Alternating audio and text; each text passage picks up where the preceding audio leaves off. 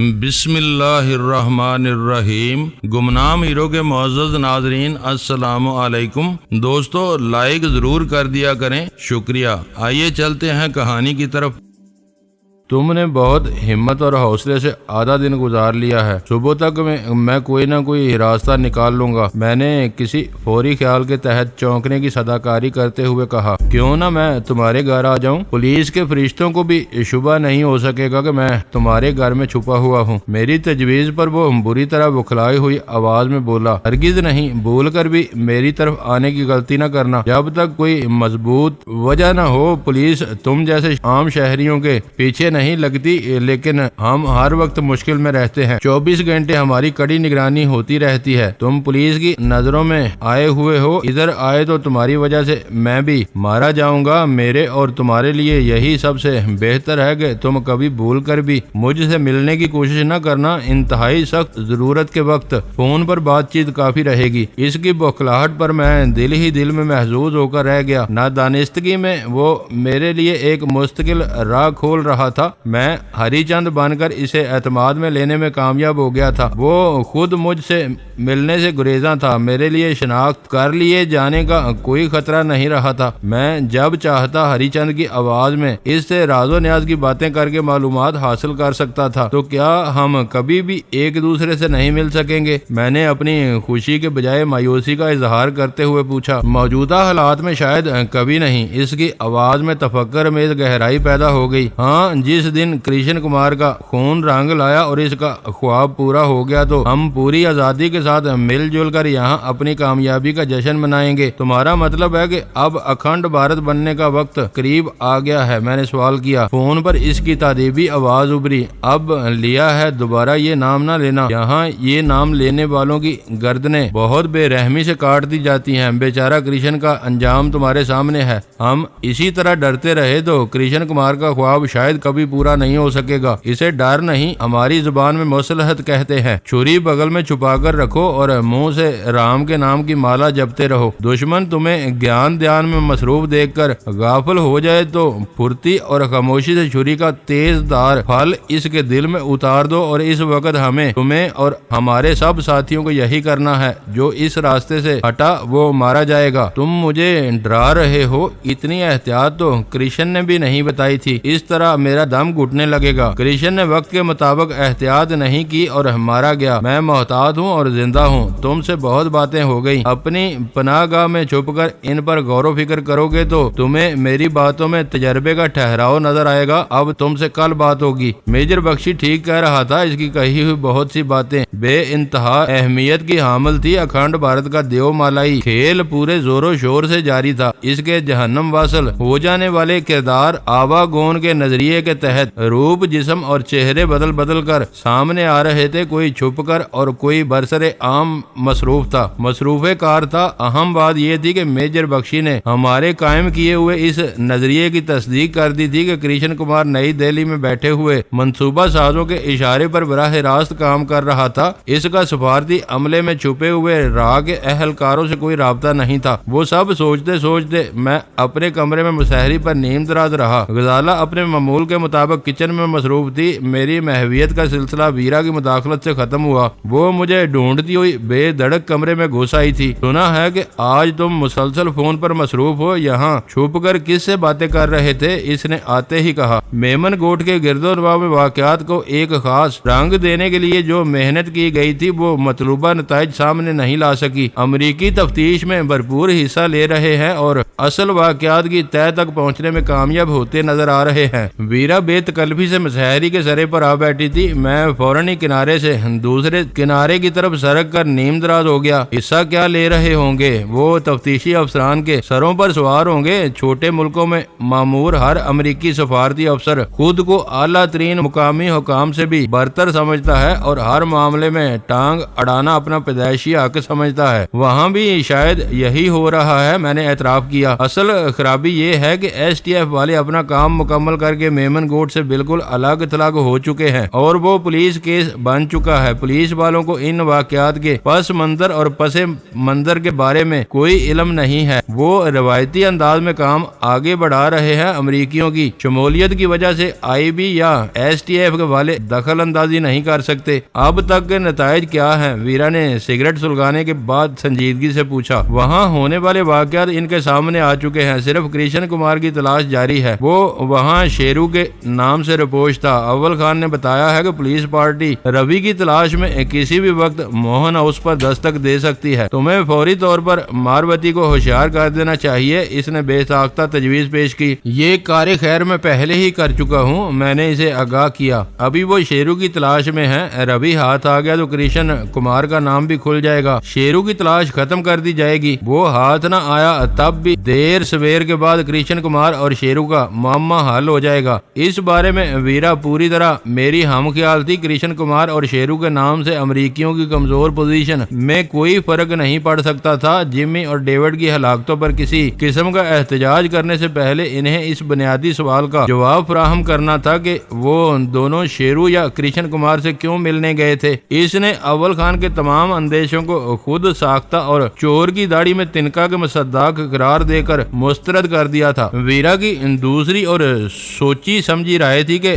روی موہن اپنی رپوشی کو طول دے کر بلا وجہ اپنے خلاف شکوک و شبہات کو ہوا دیتا۔ اسے رپوشی ترک کر کے پولیس کے سامنے اپنا بیان قلم بند کرا دینا چاہیے تھا تاکہ الجھنیں ختم ہو سکیں۔ اس نقطے پر میں اس سے متفق نہیں تھا۔ کرشن کمار کے بارے میں یہ بات زیادہ دیر تک پوشیدہ نہیں رہ سکتی تھی کہ وہ غیر قانونی طور پر پاکستان میں مقیم تھا اور تھر کے علاقے میں انتہائی مشکوک سرگرمیوں میں ملوث تھا۔ اس کا گہرا دوست ہونے کی وجہ سے روی سنگین مشکلات میں پڑ سکتا تھا۔ ہماری گفتگو کے دوران میں ڈور بیل بجی۔ چند منٹ بعد سلطان شاہ نے کمرے کے دروازے پر آ کر اول خان کی آمد کی اطلاع دی۔ ہم دونوں اس کے ساتھ فوراً ہی ڈرائنگ روم میں پہنچ گئے۔ اول خان تھکے ہوئے انداز میں صوفے پر نیم دراز تھا۔ رسمی مزاج پرسی کے بعد ویرا نے اس سے متجسس لہجے میں پوچھا، میمن کوٹ کی کیا خبریں ہیں؟ صوبائی ہیڈ کوارٹرز میں بریفنگ کے بعد اعلیٰ پولیس افسران نے فوری طور پر سارے معاملات اپنی نگرانی میں لے لیے ہیں۔ ہو سکتا ہے کہ شام تک ہر بات بالکل واضح ہو جائے۔ میمن کوٹ سے شیرو نامی ایک ملزم غائب ہے اور کراچی میں کرشن کمار نامی کسی شخص کی لاوارث لاش ملی ہے۔ میں نے ہلکی سی مسکراہٹ کے ساتھ کہا، پولیس والے ان دونوں واقعات کو یکجا کریں تو انہیں روی کی ضرورت باقی نہیں رہے گی۔ یہی کیا جا رہا ہے، اس نے سر ہلا کر کہا۔ لاش کی کئی زاویوں سے لی گئی رنگین تصاویر گرین فارم کے مزدوروں اور گارڈز کو دکھانے کے لیے تیار کی جا رہی ہیں۔ اخبارات میں چھپنے والی اکلوتی تصویر سے کوئی نتیجہ برآمد نہیں ہو سکا۔ روی کی تلاش میں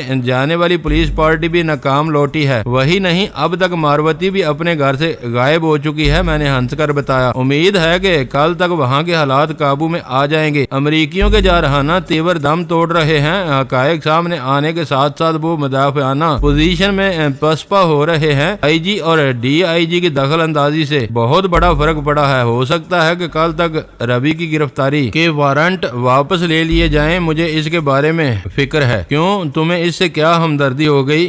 ویرا نے بمیں چڑھا کر احتجاجیہ انداز میں پوچھا۔ ماروتی سے بند کمرے کے تخلیے میں ڈینی کی ملاقات ہوئی تھی اور ساری فکر مندی تمہارے سر پر سوار ہے۔ احمقانہ باتیں مت کیا کرو، اول خان نے برا سا منہ بنا کر خشک لہجے میں کہا۔ حیدرآباد سے ہری چند غائب ہو چکا ہے۔ روی یا ماروتی سے ہی اس کے بارے میں صحیح معلومات حاصل ہو سکیں گی۔ اوہ، اسے تو ہم بھول ہی بیٹھے تھے، سلطان شاہ بولا۔ روی کے بعد ہمیں اس کا رخ کرنا چاہیے تھا۔ زیادہ نہیں، بس تھوڑی سی تاخیر ہوئی اور وہ نکل گیا۔ شاید اسے معلوم ہو گیا تھا کہ ہم لوگ روی کی تلاش میں سرگرداں ہیں۔ اول خان نے وضاحت کی۔ اب کرشن کمار کے قریبی ساتھیوں میں سے وہی ہمارے سامنے رہ گیا ہے۔ دوسروں کے بارے میں روی سے معلومات حاصل ہونے کی امید ہے، اسی وجہ سے میں اس کے بارے میں فکر مند ہوں۔ تم صحیح سمت میں سوچ رہے ہو، میں نے اس کی تائید کی۔ میرے پاس روی اور ماروتی کا موبائل فون نمبر موجود ہے، مگر ان سے کیا ہوا؟ پہلا وعدہ وفا کیے بغیر میں ان سے کوئی توقع وابستہ نہیں کر سکتا۔ تمہارے پاس اس کا فون نمبر کہاں سے آ گیا؟ روی کے پاس تو فون نہیں تھا، سلطان شاہ نے اشتباہ آمیز لہجے میں پوچھا۔ تھوڑی دیر پہلے میری ماروتی سے بات ہوئی تھی۔ آدمی کی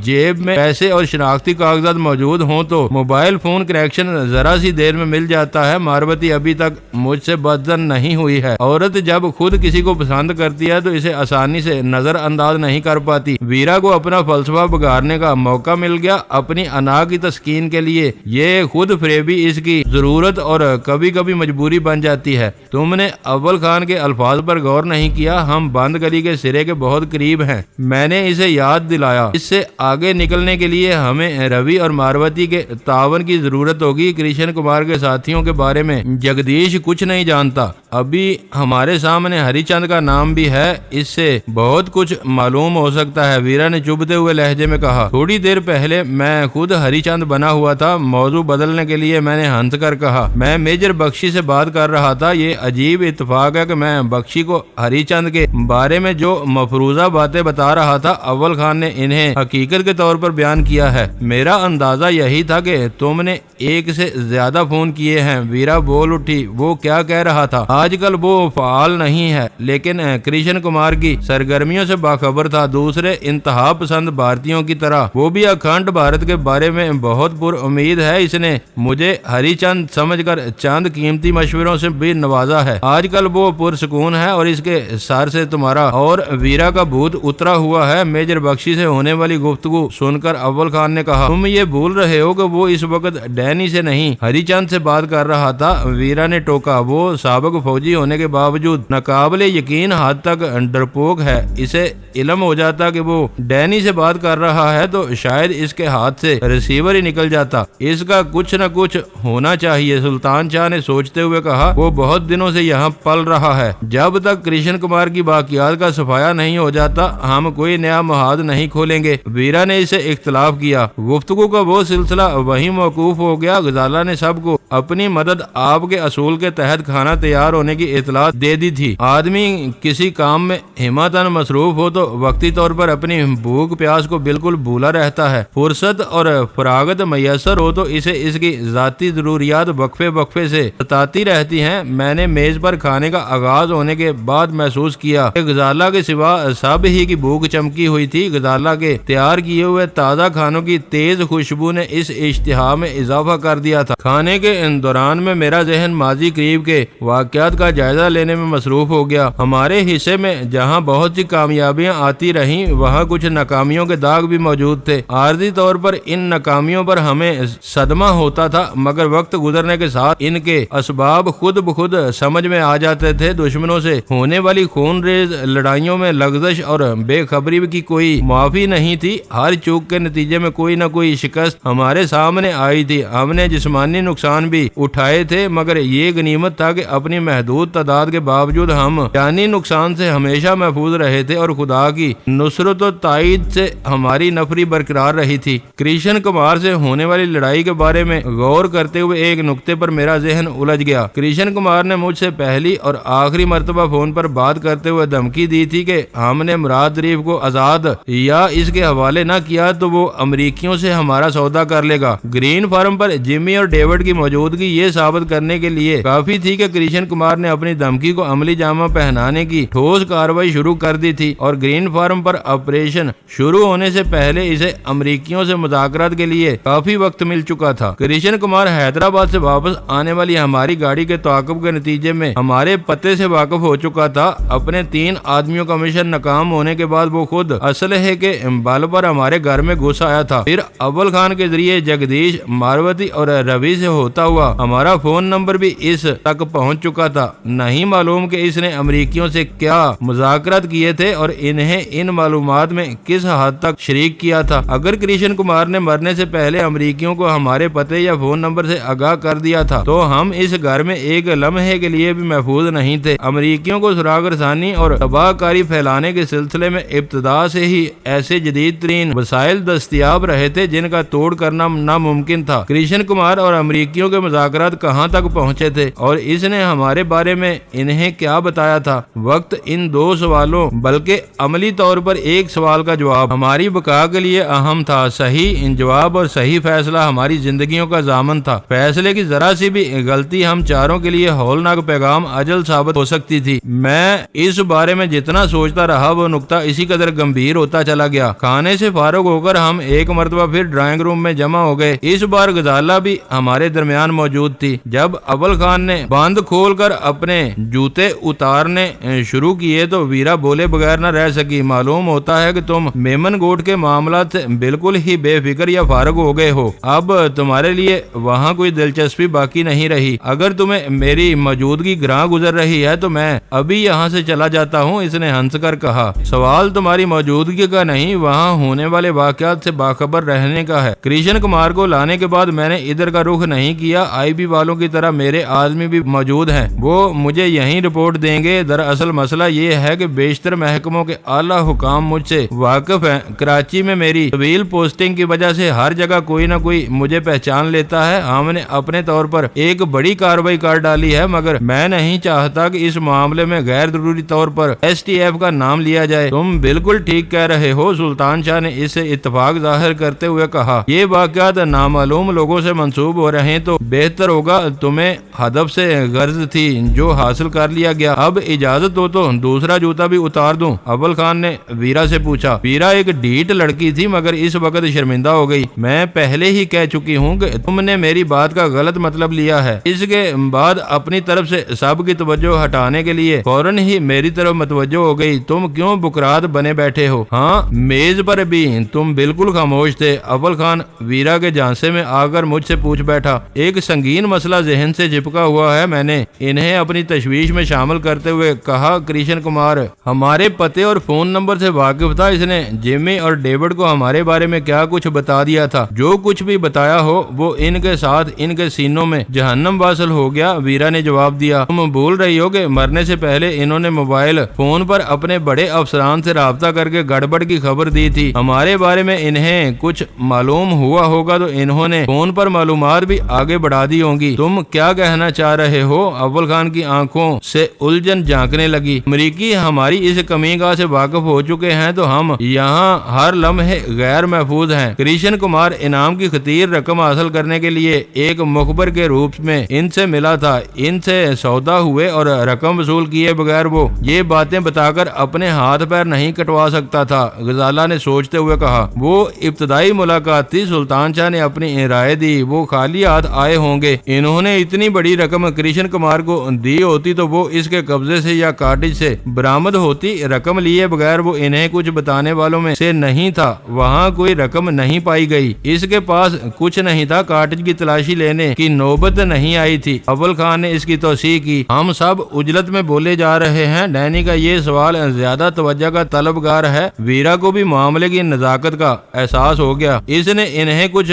بتایا ہوتا تو وہ پوچھ گچھ کے دوران میں اس حوالے سے کچھ نہ کچھ ضرور کہتا. اول خان نے سوچتے ہوئے کہا. وہ ہمیں بد دعائیں ضرور دے رہا تھا مگر اس نے ایسی کوئی بات نہیں کہی. وہ احمق نہیں، بہت چالاک تھا. ویرا نے موقف بدل لیا. اسے اپنا انجام سامنے نظر آ رہا تھا. کچھ بتا دیتا تو ہم ہوشیار ہو کر اپنا ٹھکانہ بدل لیتے. اس نے سوچا ہوگا کہ اچھا ہے ہم بے خبری میں مارے یا پکڑے جائیں. امریکیوں کو اگر رات کو کچھ معلوم ہو گیا تھا تو وہ اب تک ہاتھ پر ہاتھ کیوں دھرے بیٹھے ہیں؟ اول خان نے پوچھا. اب وہ میمن گوٹ میں الجھے ہوئے ہیں، وہاں سے نمٹ کر ہمارے بارے میں سوچیں گے. ویرا نے ترکی بے ترکی کہا. وہاں ان کے صرف 3 آدمی ہیں. اس وقت ان کا سب سے بڑا مسئلہ تم دونوں ہو. انہیں کوئی بنک بھی مل گئی ہوتی تو وہ پوری طاقت سے تمہارے خلاف حرکت میں آ چکے ہوتے. کچھ بھی ہو اس امکان کو نظر انداز نہیں کیا جا سکتا. ویرا نے جواب دیا. ایسا ہے تو تم چاروں مائکرو سینٹر منتقل ہو جاؤ. ساری آسائشیں موجود ہیں. اول خان نے تجویز پیش کی. مجھے اس تجویز سے شدید اختلاف تھا. وہ جگہ فریڈم انٹرنیشنل اور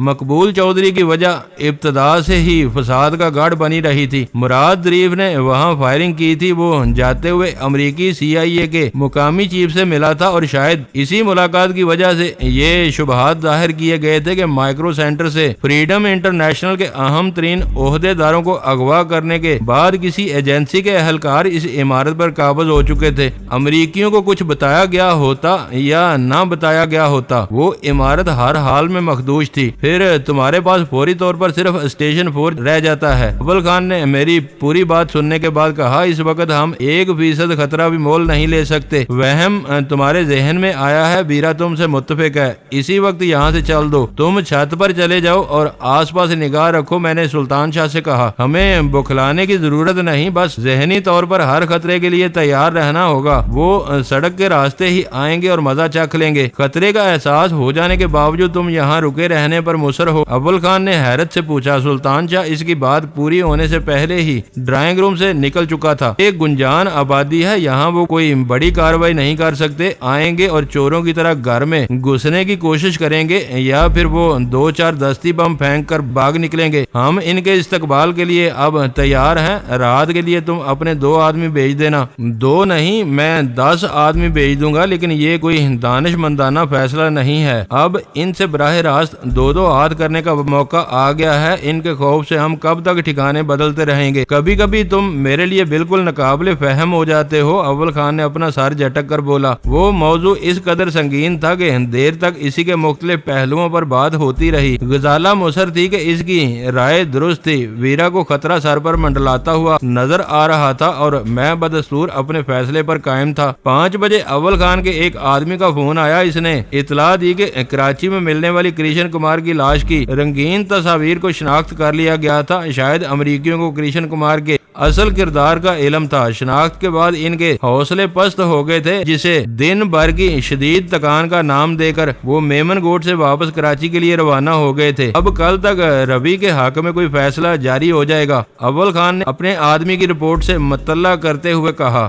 وقت دھیرے دھیرے گزرتا رہا، سب ہی کے لیے انتظار کے لمحات صبر آزما تھے۔ اندھیرا پھیلنے سے پہلے اول خان کے طلب کیے ہوئے 2 آدمی اپنی پوری تیاری کے ساتھ آ گئے۔ وہ اندھیرے میں دور تک دیکھنے والی انفرا ریڈ دوربینوں، رائفلوں، مہلک دستی بموں اور دوسرے ضروری سامان سے لیس تھے۔ میں نے اول خان کے ساتھ چھت پر جا کر ان دونوں کو توقع خطرات اور ان کی ذمہ داریوں کے بارے میں بریف کیا، پھر اپنی حفاظت کا ذمہ ان دونوں پر چھوڑ کر ہم تینوں نیچے آ گئے۔ اول خان نے ہمارے ساتھ کافی وقت گزار لیا تھا۔ اسے جس فون کا انتظار تھا وہ آ چکا تھا۔ تھوڑی دیر بعد وہ بھی رخصت ہو گیا۔ اب بھی وقت ہے۔ اول خان کو رخصت کرنے کے بعد ویرا نے کہا، اسٹیشن 4 چل دو۔ جیسے جیسے رات گہری ہوتی چلی جائے گی، ان کی طرف سے حملے کے امکانات بڑھتے چلے جائیں گے۔ ہم میں سے کسی کو زخم بھی آیا تو میں تمہیں معاف نہیں کروں گی۔ اب کی نہیں، صرف اپنی بات کرو۔ سلطان شاہ چڑھ کر بولا، میں ڈینی کے ایک اشارے پر اپنی جان قربان کر سکتا ہوں۔ میں نے بھی کبھی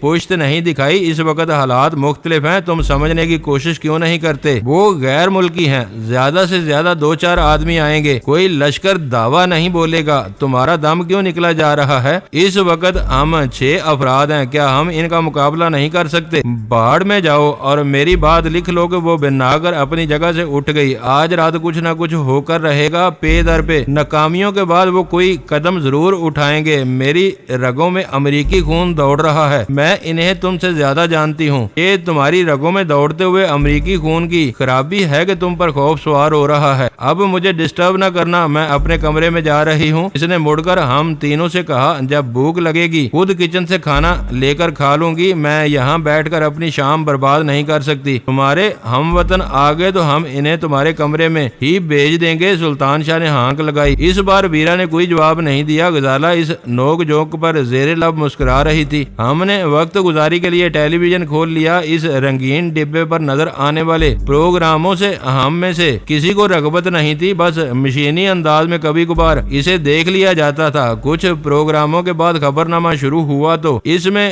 چوتھی خبر میمن گوٹ میں ہونے والے پراسرار حادثے کے بارے میں تھی۔ ابتدائی 3 خبریں درجہ بدرجہ عمائدین سلطنت کی مصروفیات اور پیغامات پر مشتمل تھیں۔ شاید اوپر کی ہدایت پر نشریات کی وزارت نے میمن گوٹ کے واقعات کو زیادہ اہمیت دی تھی۔ اس خبر میں سب کچھ وہی تھا جو ہمیں اول خان سے معلوم ہو چکا تھا۔ اضافی بات یہ تھی کہ حکام نے پاکستان میں کرشن کمار کی غیر قانونی موجودگی کو بہت صورت سے بے نقاب کر دیا تھا۔ خبر کے آخر میں یہ واضح کر دیا گیا تھا کہ ساری توجہ اس مجبوری پر مرکوز کر دی گئی تھی جو مرنے والے امریکیوں کو ایک غیر قانونی تار کے وطن کے در پر لے گئی تھی۔ امریکیوں کے تازہ زخم پر نمک پاشی کے لیے وہ آخری اعلان بہت ضروری تھا۔ کھانے کے بعد ہم خاموشی سے اپنے کمرے میں آ گئے۔ مجھے اندازہ تھا کہ ویرا اپنے کمرے میں بیٹھی غزلوں کی لے پر اسکاچ سے شغل کر رہی ہوگی۔ इस वक्त इससे किसी किस्म की छेड़छाड़ मुनासिब नहीं थी। बिस्तर पर पहुंचने के निसफ घंटे बाद गजाला गहरी नींद की आगोश में पहुंच चुकी थी। वो दिन भर घर के काम काज में मसरूफ रहने की वजह से थकी आ रही थी। फिर इसका जहन बिल्कुल साफ था। इसने खतरे के हर इम्कान को यकसर मुस्तरद कर दिया था, इसलिए इसकी नींद में कोई चीज हारिज नहीं हो सकी। मेरी कैफियत इससे बिल्कुल मुख्तलिफ थी। जहनी और असाबी थकान के बावजूद नींद का दूर दूर तक कोई निशान नहीं था। देर तक बिस्तर पर करवटें बदलने और कई सिगरेटें खत्म करने के बावजूद जब नींद के आसार नमूदार न हुए तो मैंने खामोशी से बिस्तर छोड़ा और स्लीपर पहनकर दबे कदमों कमरे से बाहर निकला। राहदारी में रुककर मैंने वीरा के बंद दरवाजे के पीछे की सुनगिन लेने की कोशिश की, मगर वहां रात के गहरे सन्नाटे का राज था। कैसेट प्लेयर बंद हो चुका था और वीरा अपना कोटा पूरा करने के बाद गहरी नींद सो चुकी थी। मैंने अपनी रेस्ट वॉच पर निगाह डाली तो वो 2 बजा रही थी। मैं जीनों की तरफ हो लिया। मेरी आहट पर वो दोनों ही भड़के थे। इस वक्त एक बोतल से मुंह लगाकर पानी पी रहा था, दूसरा ट्राईपॉड पर लगी हुई दूरबीन पर झुका गली का जायजा ले रहा था। मेरी आहट पर वो दोनों अपनी राइफलें संभाल कर झटके से सीधे हुए थे। फिर मुझे पहचान कर इनके तने हुए बदन ढीले पड़ गए। इन्होंने मुझे सलाम किया और दूरबीन वाला दोबारा अपने काम में मसरूफ हो गया। वो दोनों पूरी जिम्मेदारी से अपने फर्ज की अदायगी में मुनहमिक थे। इस वक्त तक इन्हें सड़क पर कोई गैर मामूली नकलो हरकत नजर नहीं आई थी। मैंने कुछ देर इनके पास रुककर एक सिगरेट खत्म की। सिगरेट के धुएं के साथ कुछ ताजा हवा अपने फेफड़ों में जज़ब की और वहां से लौट आया। मेरी वो बेनाम बेचैनी खत्म होने का नाम ही नहीं ले रही थी। मैं बिस्तर पर करवटें बदले जा रहा था और नींद आंखों से कोसों दूर थी। मुझे महसूस हो रहा था कि वक्त गुजरने के साथ साथ मेरी बेचैनी और असाबी कशीदगी में इजाफा होता जा रहा था। रात के 3 बजे घर के गहरे सन्नाटे में टेलीफोन की घंटी किसी असेबी चीख की तरह गूंजी और मैं बुरी तरह चौंक गया। दूसरी घंटी बजने से पहले मैंने रिसीवर उठाकर कान से लगा चुका था। मुझे अंदाजा था कि तुम जाग रहे होगे। दूसरी तरफ से अव्वल खान की आवाज गंभीर और नींद के खुमार से आ रही थी। क्या तुमने सिर्फ यही जानने के लिए इस वक्त फोन किया था? मैंने हैरत से पूछा। तुम्हारी छठी इस बिला वजह खतरे की घंटी नहीं बजा रही थी। थोड़ी देर पहले इन्होंने माइक्रो सेंटर को धमाकों से उड़ा दिया। अव्वल खान के इंकशाफ ने लम्हा भर के लिए मुझे हिला दिया। बाहमी मशवरों के नतीजे में अगर हम खौफजदा होकर माइक्रो सेंटर मुंतकिल हो गए होते तो हमारी लाशें इसी इमारत के मलबे में दफन होकर रह जाती। वो कह रहा था, मेरा आदमी इस हादसे में मौत के मुंह से बाल बाल बचा है। हुआ क्या था? क्या वहाँ कोई टाइम बम फटा है? मैंने इससे अगला सवाल किया। वो 2 नकाब पोश थे। सर से पैर तक इनके जिस्म का हर हिस्सा ढका हुआ था। हाथों पर दस्ताने थे। वो एक जीप में तौहीद कमर्शियल पहुंचे और इन्होंने मोटे बैरल वाली छोटी छोटी गन्ने अपने शानों से टिकाकर गैराज वाले निचले हिस्से पर वो बम फायर किए। बमों ने बुनियादों और निचले सतूनों को तोड़ा और पूरी इमारत मुहीब आवाजों के साथ नीचे आती चली गई और वो दोनों भाग गए। मैंने इसकी बात काट कर बेताबी से पूछा। जीप का इंजन स्टार्ट था। वो 1 मिनट के लिए भी मुश्किल से रुके। दोनों ने एक एक फायर किया और फरार हो गए। मैं पहली बार ऐसी किसी गन के बारे में सुन रहा हूँ। वो यकीनन कोई जंगी हथियार रहा होगा। तुम ठीक कह रहे हो। गुरीला लड़ाइयों में अमेरिकी फौजी कम फासले पर तबाही फैलाने वाले छोटे गोले फायर करने के लिए ऐसी गनें इस्तेमाल करते रहे हैं। वो दोनों भी अमेरिकी रहे होंगे। ऐसे हथियार आम दस्तरस में नहीं है। तुम शायद अपने घर से बोल रहे हो। तुम्हें ये इतला कैसे मिली? मैंने सवाल किया। माइक्रो सेंटर की चौकीदारी पर ममूर STF का सिपाही नस्वार खाने की आदत में मुब्तला है। इसकी डिबिया खाली हो गई थी और इसे नींद नहीं आ रही थी। हमले से चंद मिनट पहले वो दरवाजा मुकफ्फल करके अपने किसी दोस्त से नस्वार लेने निकला था। इसकी वापसी से पहले माइक्रो सेंटर मलबे में तब्दील हो चुका था। नस्वार खाने की बुरी आदत ने आज इसकी जिंदगी बचा ली थी। दोस्तों, वीडियो को लाइक जरूर कर दिया करें। ISI पाक आर्मी जिंदाबाद, पाकिस्तान पाइंदाबाद। मुअज़्ज़ज़ नाज़रीन, अपना ख्याल रखिएगा और अपने इस चैनल का भी शुक्रिया।